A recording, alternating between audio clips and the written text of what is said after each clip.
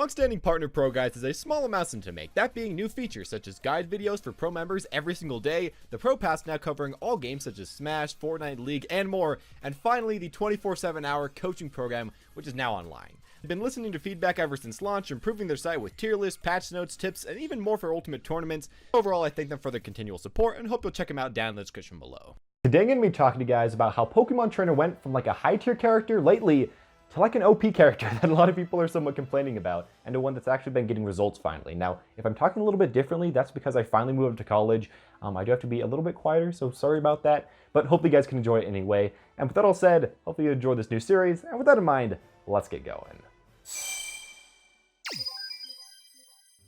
So honestly, I'm really glad that Pokemon Trainer has kind of gotten into the limelight a little bit recently, because I really do like the character. I feel like he is just one of the most interesting fighters in the entire game, hands down. Mainly because he is 3 different fighters. Now, I personally liked it all the way since Brawl. I thought he was one of the funnest people to pick up all the way since Brawl. And well, he wasn't the best in that game because, you know, Ivysaur was awful and Charizard was awful and Squirtle ran out of energy and eventually became kind of awful.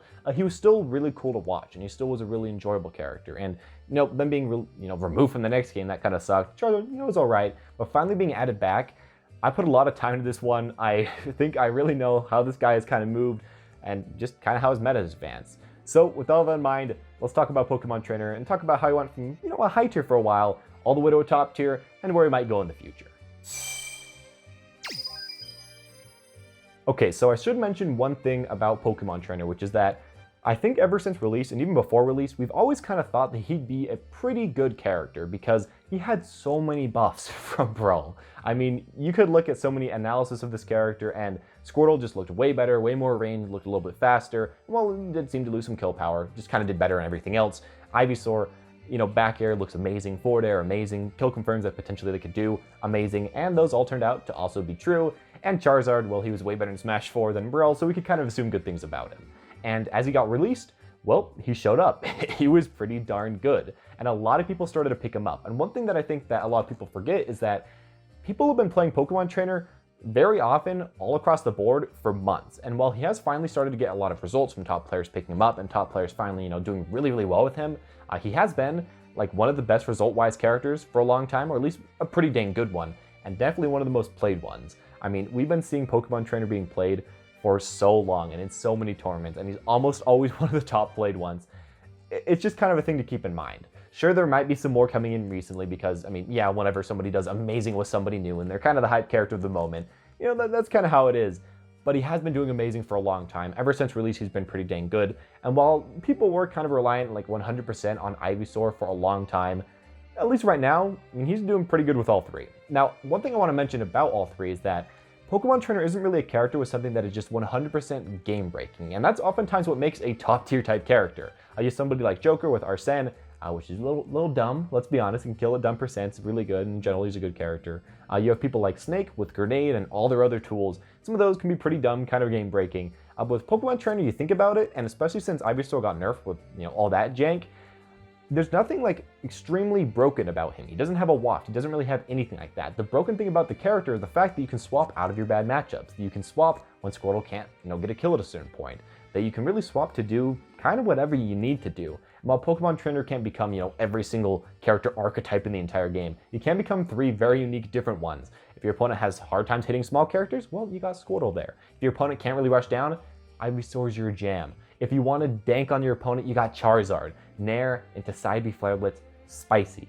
I think that's just pretty fun about the character, and kind of shows that this one isn't somebody that just focuses on jank. That's not really how this character rolls. It's instead one that needs to slowly but surely learn strategies, become better over time, and eventually get stronger and stronger and stronger. And I think that's kind of why Pokemon Trainer has finally become good, because it's just taken a long time, and that's just kind of how it is with this character. Now, none of the 3 are necessarily way too hard to play. I think Squirtle's a pretty hard character, honestly, but the other 2, and in general, all 3, aren't, the hardest, beings to pick up in the entire game. So people saw some results playing 1 or 2 in general, but trying to learn all 3, putting them all together, playing them all at the correct time in the correct way, that's the difficult part, and that's the thing that I think took people so long to finally get down, and is finally actually being down. As well, people just learning in general how to play Ultimate, how to play neutral in general. I think a lot of those key tips and those key ways to play kind of apply it to Pokemon Trainer, and if you have a lot of experience with heavyweights, medium weights, and lightweights, which people didn't have during the beginning of the release, you can put that all in this character, and all that time and effort, it all goes together, and it all does well. I feel like just finally us knowing how to play all three, how to put them together, how to just expose everything that you can do with this character, it's finally come together, it's finally his time to shine, and I think that reason alone is definitely one of the main reasons why he's shining so much right now, and why he's kind of becoming a little bit OP. But other than, players becoming better with Pokemon Trainer, I think I should also mention right here is the fact that, we did have Tweak win a major and then almost win Evo and then almost win a tournament after that. And yeah, that is where a main perception of a lot of characters come from. For a long time, Pokemon Trainer, I feel like, has kind of just been stuck in high tier, sometimes moving up a little bit, not really moving down, but yeah, sometimes moving up a little bit as time goes on, as we kind of learned him. But, then Tweak did that, and he just went skyrocketing. Everybody talking about the character, everybody talking about how good he is, how buzzed this one is, and how Pokemon Trainer just has too much stuff now. And it's kind of funny to watch because this does happen with every single possible pick. Lucina, MkLeo's Ike, you got JoeK, you got everybody. But I feel like recently, yeah, that's kind of been what it is. And I feel like the reason why it's so important to realize that this is why we're finally thinking that he's top tier is because you kind of do need some results before you can fully trust how good a character is, before you can truly trust how good your main is. And we've been given that. We've had a ton of Pokemon trainers finally placing well, a ton of Pokemon trainers finally playing, grinding the character, not swapping off of him. And finally with all these results, we know he's good. We know he's powerful. That's putting more and more and more people onto the train. And while it can be a little bit annoying because some people don't want to, be one of like the 1,000 Pokemon trainer mains, it is giving a lot more confidence, and I think that alone is kind of making him a little bit better as a character. Now, other than, just having a ton of hype behind him, which, that's a thing that happens to everyone, but definitely happening right now, definitely making a lot of people thinking he's a little bit too strong, is the fact that Squirtle is also becoming just a lot more popular. And by that I mean he's like much, much, much more popular. Like 5 times as popular as before. If you go back into the past and watch people playing Pokemon Trainer for like the first few weeks, everybody thought Squirtle was really bad.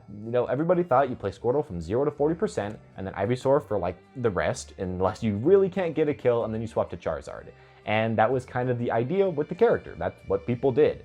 But as we've been playing and as we've been moving, as we've been watching players like Ned and Tweak actually pulling out Squirtle, I kind of realized that he's essentially just like a warrior type character that actually has ways to safely engage and safely poke, mainly, like forward air, back air, and forward tilt, that also has one of the best grab combos in the entire game, down throw and up throw, both lead to like 40 to 50% on every single character, and waterfall loops. And yeah, he's a really small character that has pretty good hitboxes that's hard to hit. I don't know why we all thought he was so bad for so long. I really don't. And why, we always felt like we had to swap at like 40 to 50%. You really don't have to. As long as you don't feel like you're going to die, you can play him in neutral a lot, as his neutral is like the best by far, and do really well. And as we've been learning that, and we've been playing him more, I feel like it's just been making the character more strong and a lot more consistent, because you aren't focusing 100% on getting Ivysaur jank at low percents. You can now play Squirtle a lot of the time, play Ivysaur to try to get kills if you need to, but if those aren't working out, then you can swap to Charizard and continue from there. Now, speaking of those 3 characters together, I feel like the recent buffs and nerfs actually also kind of helped his consistency. Now, we haven't seen way too much stuff, I guess, since these buffs and nerfs, because there haven't been too many big tournaments with these characters. But for myself, I really felt like you didn't see that much Tweak Ivysaur. It just didn't really happen way too much, or that much Ned Ivysaur. You really saw a lot of Charizard, a lot of Squirtle, and in the recent patch, Charizard being buffed, that's just going to help even more. Now, it does, of course, reduce the fact that Ivysaur can't jank anymore, and that could sometimes happen. Ivysaur could just go for some like down throw up B shenanigans, Nair, fall down really fast, up B shenanigans, downer shenanigans. He had a lot of potential jank stuff that he could go for. Let's be honest about that. But with that being removed, we did lose some power there, but instead, in return, we got kill power with Charizard. We got essentially just a way to actually pick up the character, to use Nair to be safe with him, and he just overall kills a ton earlier. So while Ivysaur is a little bit weaker and maybe is less consistent at being jank, you can still kill at the consistent percents that you used to be able to. You can still kill consistently off your down air and with your up air. And now as well, you can get a ton of damage with Squirtle, potentially kill your opponent at like 80 to 100% as Ivysaur. And if that doesn't work, now you can actually swap to Charizard. Now you can actually play as Charizard. And I feel like that together, just kind of swapping how we were playing the character, led to A, more consistency, and B, just the character working out better together. And that, I think, is really what's making him so strong right now. Maybe people will figure out a way to kind of fight against it, but for now, yeah, that's really working out. Overall, though, I feel like it's just kind of cool to see Pokemon Trainer slowly but surely climb up the tier list as people figure out how to play him, as buffs and nerfs come along. Really all of that, because it just shows that this game is actually pretty dang well balanced. He wasn't super buffed to infinity to become like an OP top tier or get out of high tier. He just kind of slowly advanced as the meta advanced. And I think that shows how balanced this game is, how characters really do have a lot that's not to be discovered yet. And that makes me really excited. I can't wait to see what happens for the next few months, the next few years of Ultimate. I hope Pokemon Trainer shows up even more, which probably will, as I think this is an extremely late game character. But as well, other people show up as well. I think that'd be pretty darn cool. With all that in mind though, guys, that's just my own opinions about Pokemon Trainer, how I think he went personally from like a high tier to a top tier as the time went on, how people's perception changed of him, and just kind of all of that. And if you guys enjoyed, make sure to leave a like. Tell me down below if you want to see more videos like this, and in particular, who you would like to see next, as there are a lot of different people I could potentially talk about, how they rose, talk about how they fell, talk about any of that, because I feel like that is extremely interesting. I don't see way too many YouTubers talking about it, and I don't know. If you guys enjoyed this topic, tell me down below. If not, I'll get back to those top 5s as people love to see. But that all said though, guys, thank you all for watching. Top part of the screen right now will be a card for more Ultimate videos like this. And as always, guys, have a smashing day.